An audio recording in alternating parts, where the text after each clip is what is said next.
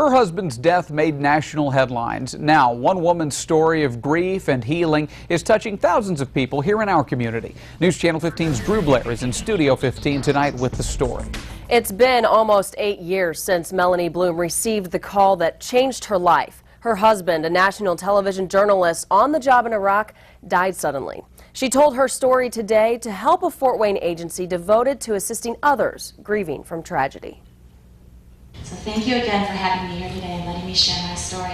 Melanie Bloom's message is one she never dreamed of delivering. In 2003, her husband became the second American journalist to die while covering the war in Iraq.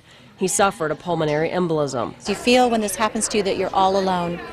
And this is the message that you're not all alone, that people are going through this. It's a universal experience, and we should all try to be there for each other and share our own experiences. Bloom shared her story of loss, grief, and how a family heals to help support ERIN'S House for grieving children. Everyone has a different time and a different way to deal with the pain of grief, and ERIN'S House allows all those differences to be expressed in each of the people involved in the programming. The support provided through ERIN'S House acts as a living memorial for its namesake.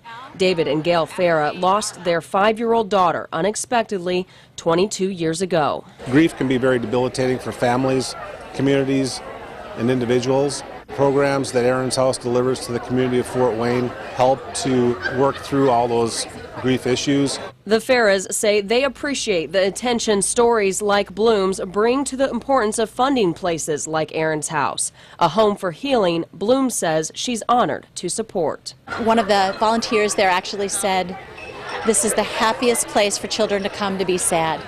And I just think that's a great way to put it. And I'm just so honored that ERIN'S House wanted me to come and share my own story so that I can help contribute in some way.